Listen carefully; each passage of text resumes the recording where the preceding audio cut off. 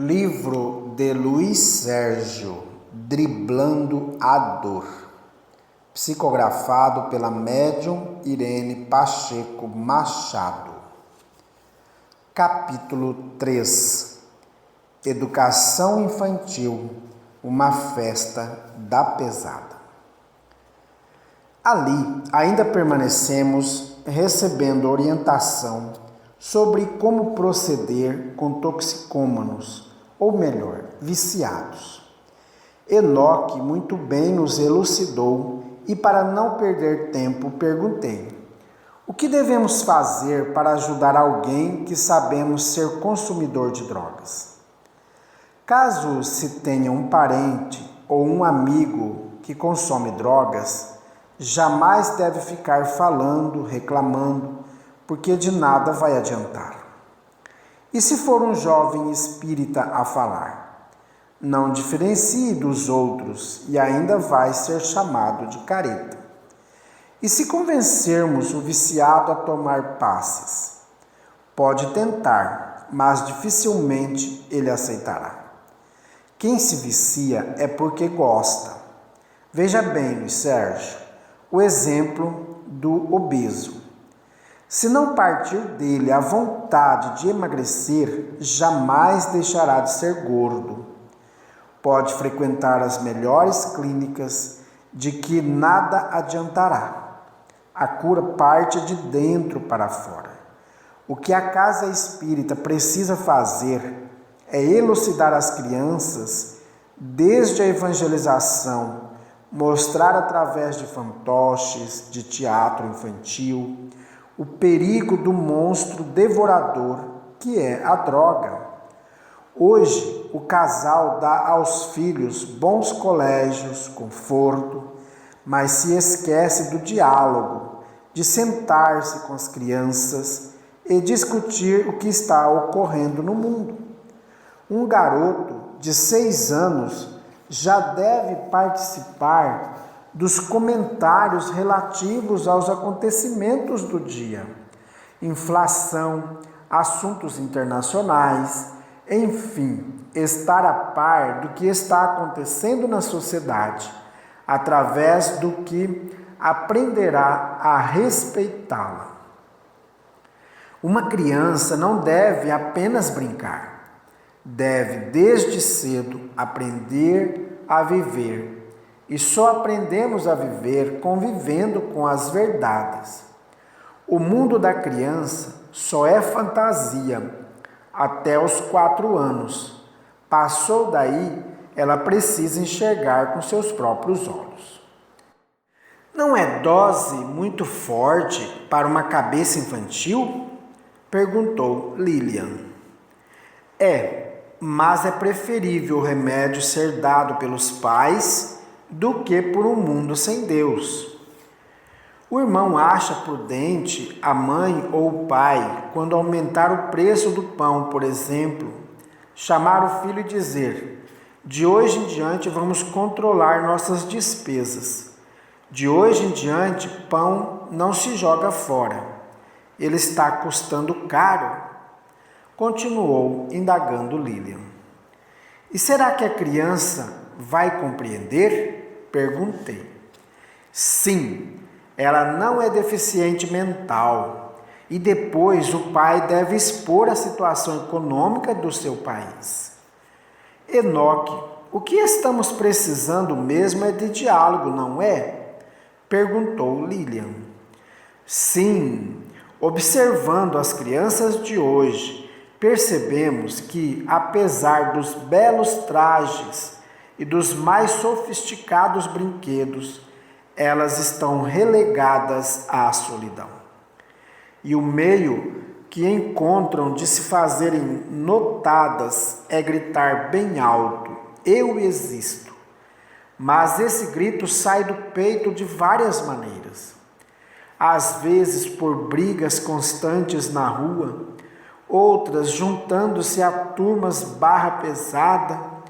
Enfim, a criança percebe o que está ocorrendo ao seu redor e reage à sua maneira. O que você acha de pais que consentem que crianças de 8 anos já frequentem festinhas que terminam a 0 hora? Indagou Lilian. Se os pais participarem da festa, não há mal algum, mas se essas festinhas são à meia luz e os pais ausentes, cuidado, o seu filho ou filha já pode estar entrando na onda da moda, sexo e drogas. Tudo tem seu tempo. Hoje dói-me ver as meninas todas borradas de batom, blush, sombra, etc. e tal. Mas Enoque é a sociedade atual. Como não permitir se todas as outras meninas se maquiam? Perguntou Sara. Aí é que está a força de uma mãe, força espiritual. Fazer a criança compreender que tudo tem o seu tempo. Acontece que os pais não querem se incomodar e aguentar as reações de uma criança zangada, que não são fáceis. Levamos horas e horas a convencer uma criança, e isso é praticamente impraticável para pais que estudam, trabalham e aplicam o seu tempo em academias e contas bancárias. O filho foi um acidente, a pílula falhou, ou foi encomendado, planejado, porque, enfim, todos precisam ter filho. Karma. Enoque, é certo presentearmos por demais a criança? Perguntou Sara. Não vemos inconveniência nisso, apenas que a criança aprenda a amar seus brinquedos e não os destrua. Ela precisa sentir que os pais desembolsaram certa quantia para adquirir os seus brinquedos. Mesmo a criança de tenra idade, quando a vemos agredir os brinquedos, devemos alisá-los e lhe mostrar que os brinquedos também gostam de carinho. Portanto, as casas religiosas que evangelizam crianças também devem ajudar os pais, através de peças infantis, que elucidem, eduquem e evangelizem. Porque as crianças não se preocupam ainda com a vida. Devemos embelezar suas horas para que aprendam a bem viver. Não sabia, Enoque, interveio Sadu, que também conheces a alma infantil. Não a conheço, apenas por conviver com os jovens busco o passado de cada um e lá encontro a causa do desequilíbrio de hoje. O que aconselhas os pais a fazerem nesta época da eletrônica, quando o consumismo toma conta de cada um? Não aconselho, imploro. O dia tem 24 horas. Se 20 horas do seu tempo é pouco para tantos afazeres, lembre-se de dispor de 4 ou 2 horas no mínimo em prol do seu filho. Ele não veio à terra para escandalizar, mas para aprender a ser digno. É árdua a tarefa de cada pai, mas bendito o lar que entrega para a sociedade gente de verdade e não homens com atitudes animalescas. O silêncio reinou no ambiente. O jovem sorriso olhou o painel e nele viu a palavra socorro. Esperei ansioso a explicação quando ouvi sua voz. Irmãos, temos de partir. Os raiozinhos nos chamam. Em uma casa ocorre uma roda de coca e 2 irmãos já estão prestes a sofrer uma parada cardíaca. Não poderei acompanhá-los a um trabalho junto à fonte da rota, mas tenham a certeza de que todo mundo vai sair-se muito bem. Que Deus nos acompanhe. Disse isso e retirou-se. Olhei com um amor de respeito e admiração o jovem raíto de sol, 1,90 m de altura, olhos esverdeados, indiano em sua última encarnação. Engana-se quem diz que os lanceiros de Maria vestem-se como marajás. Eles são os peregrinos da caridade, pés descalços e fronte limpa para receber os fluidos espirituais que lhes dão condição de conviver com almas tão imperfeitas. Enoque sempre usa a sua calça tipo pescador, tórax nu, sorriso constante. De tanto conviver com jovens e crianças, plasmou a fisionomia de 18 anos. Mas o que mais nos toca é a luta desse espírito para salvar almas. Ele tudo faz para varar a atmosfera pesada do umbral da terra, a fim de socorrer quem precisa. Como gostas dele, não é, Sérgio? Observou Carina. Gostar é pouco. Tenho por ele respeito e carinho, e quando respeitamos alguém é porque esse alguém é muito importante para nós. Verifiquei o painel. O pedido lá se encontrava e quase de imediato alcançamos o local. Cerca de uns 200 metros já dava para ouvir a música estridente. Aproximamo-nos. Ao entrarmos, vimos casais se retorcendo em verdadeiras cenas de sexo explícito. Coisa de arrepiar. Os parceiros, às vezes, se revezavam e nesse vai e vem ninguém parava para se drogar. Não era preciso. Os garçons passavam com as bandejas do brilho, arrumado em fileira. E mesmo dançando, eles aspiravam a coca.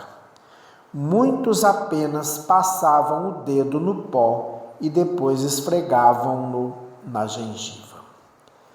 Estamos em lugar errado. Aqui é o 10º umbral, falou Damian. Não, filhinho, falei. Estamos em um baile da sociedade. Luiz Sérgio, isso aqui é um cabaré da pior espécie. Não, irmão, é uma casa que deveria ser um lar. Percebemos que cada casal possuía junto a si uns 10 espíritos completamente alucinados. Desde o pronto-socorro espiritual, havia-nos acompanhado uma equipe de lanceiros, espíritos capacitados para os trabalhos umbralinos, e no momento em que as entidades desencarnadas sugavam os viciados terráqueos, eles tudo faziam para socorrê-los, e muitos foram levados para o posto de recuperação de toxicômanos.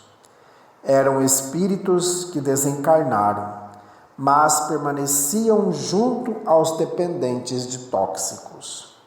Cheguei perto de um dos lanceiros, Can, e lhe perguntei: por que não foram socorridos na hora do desencarne? Simplesmente porque não quiseram. Não quis atrapalhar, mas ainda olhei para trás e me emocionei com o carinho daqueles espíritos. Segui os outros e deparamos com um jovem que se debatia no chão. Parece matança de galinhas, exclamou Sara. O jovem se retorcia para o espanto nosso, os outros o ignoravam. Sadu, Carlos, Samita e o médico dos lanceiros, Patabi, tudo faziam por aquele jovem. Havia misturado cocaína, maconha e álcool. E por último, aplicado na veia uma substância por demais tóxica. Do seu braço escorria sangue, um quadro de terror. O Dr. Patabi juntou-se a uma garota que me pareceu a melhor deles e a intuiu a levar o rapaz até o hospital. Ali somente orávamos. Percebi que Lilian, por ser novata, estava cambaleante. Segurei-a fortemente, animando-a. Coragem, chega de doentes. Logo se recompôs. A jovem encarnada, intuída pelo Dr. Patabi, começou a gritar: Roberto está morrendo! Roberto está morrendo! Ninguém queria saber de nada. Um dos lanceiros parou a música. Eles gritavam alucinadamente e, entretanto, ajudaram o amigo. Antes não o fizessem, pois o jogavam para todos os lados e tentavam pegar a sua língua. Enfim, em vez de ajudarem, estavam piorando a situação. O dono da casa, intuído por Sara, falou: Vamos levá-lo imediatamente a um hospital. Está louco, cara? Vamos ser descobertos e aí adeus liberdade. Não posso deixar que ele morra em minha casa. É galho demais para meus pais. 2 garotos seguraram Roberto, enquanto os lanceiros de Maria e os raiozinhos de sol auxiliavam aquele jovem que tinha uma encarnação pela frente. A festa terminou, pois nada fez o som funcionar, nem mesmo os chutes que o coitado do equipamento levou. Muitos deram no pé, somente uns 3 casais ali permaneceram, e ninguém pôde imaginar o que eles ainda fizeram. É o final dos tempos. As meninas de 14 anos eram vítimas de uma época na qual os alucinógenos fazem dos homens animais doentes.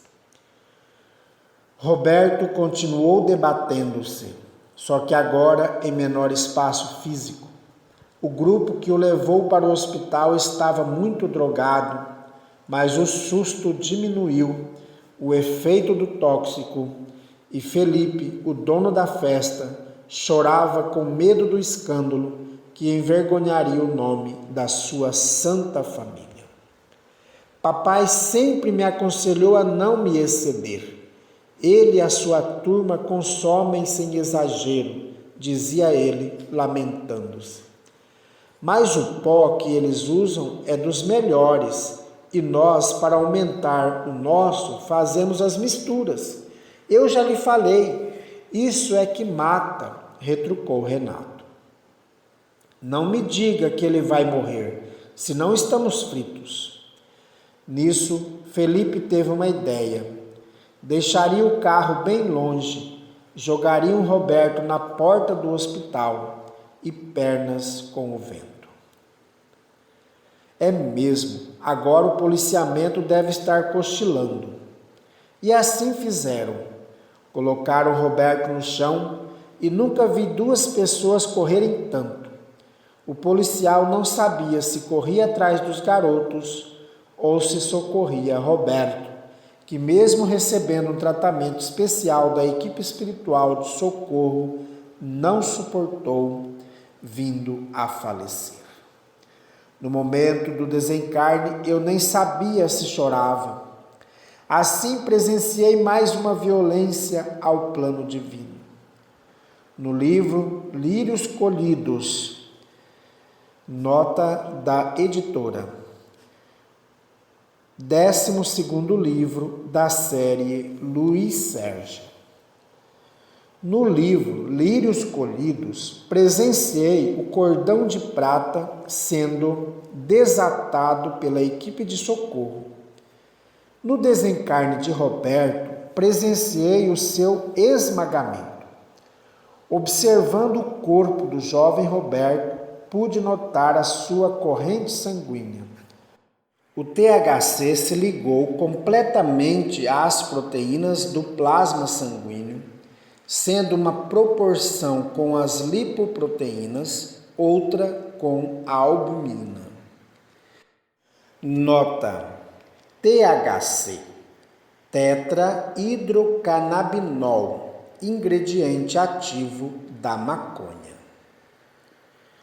O sangue corria até o cérebro, sobrecarregando-o por demais. Os pulmões, por ser Roberto viciado desde os 12 anos, estavam diminuídos, ou melhor, atrofiados. Os médicos espirituais ali se encontravam, tudo fazendo para minimizar a dor do irmão.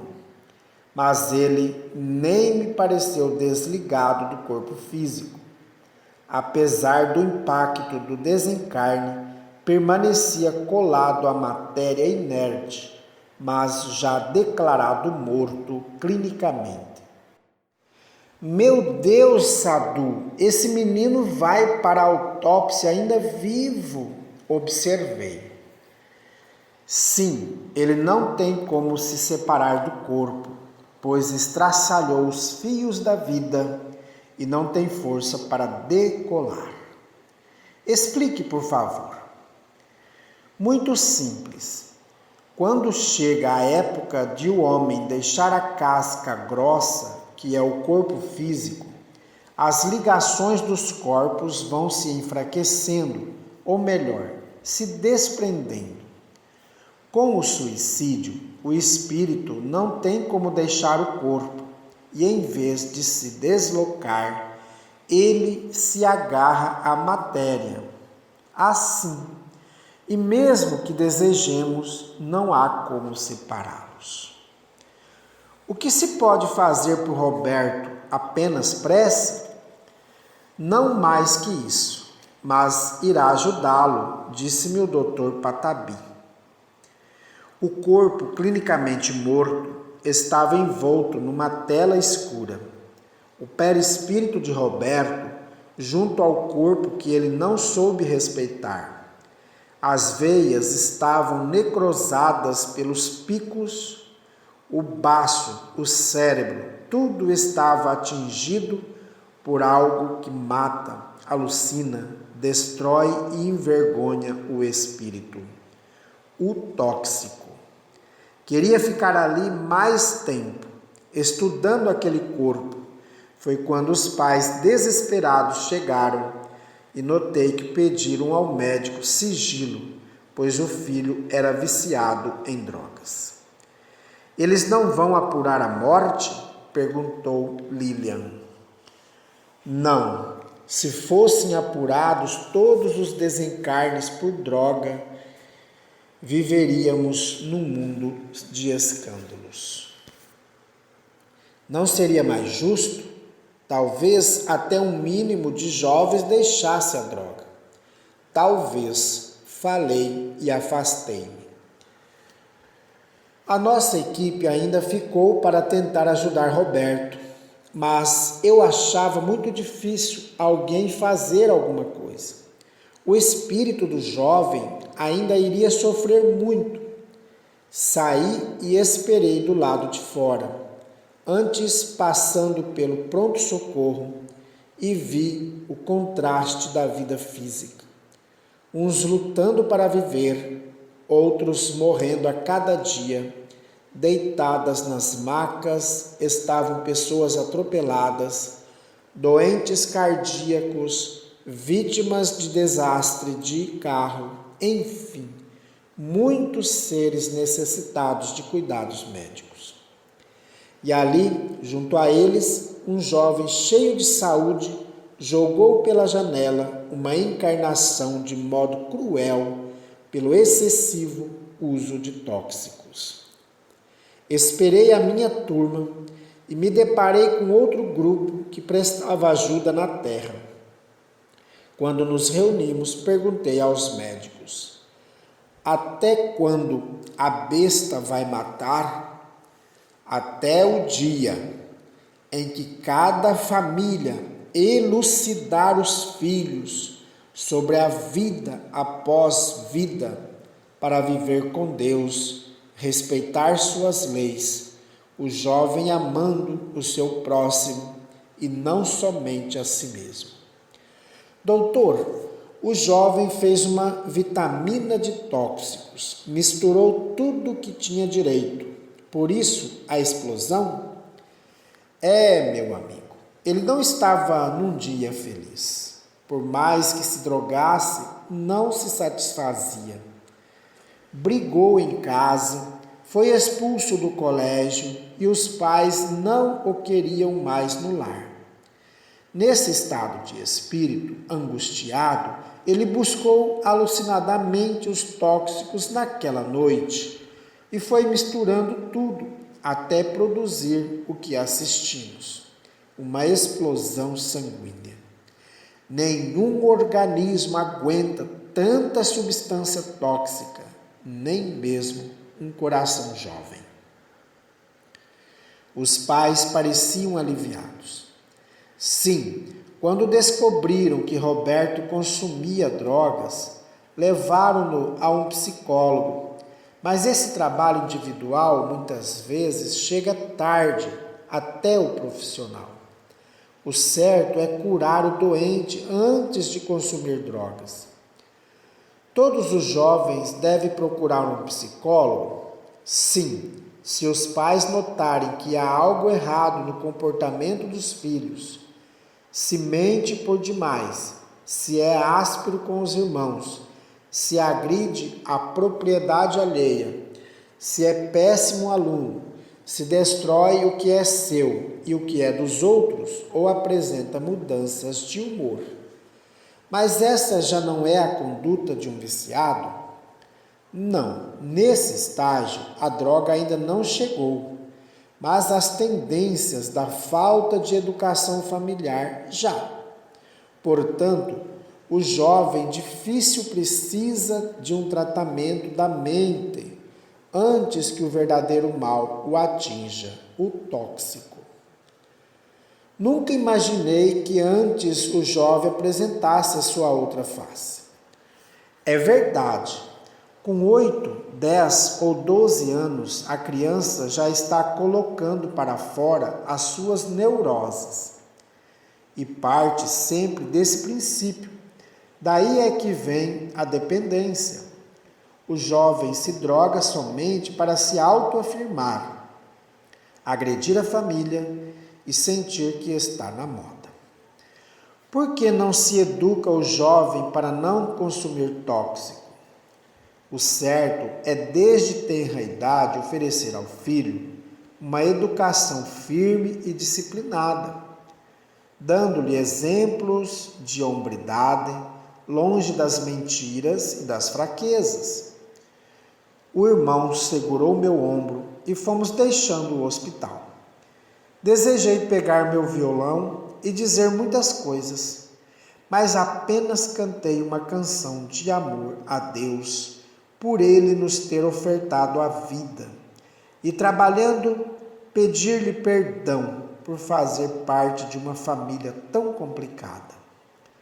Como Deus deve sofrer por ter na sua família toxicômanos, assaltantes, assassinos e outros mais. Mas, mesmo assim, ele vive perdoando seus filhos. Quanta dignidade! Fitei o céu e pisquei para uma estrelinha, querendo dizer-lhe: vai, diz a todo o universo que sou feliz, porque respeitei o meu corpo físico e tudo faço para me tornar digno trabalhador da seara do Mestre. Diz, estrela, isso, que sou feliz, porque em muitos corações deixei uma lembrança de saudade e amor. Diz também que um dia batalharei na eternidade, junto a todos os que acreditam em um mundo de paz.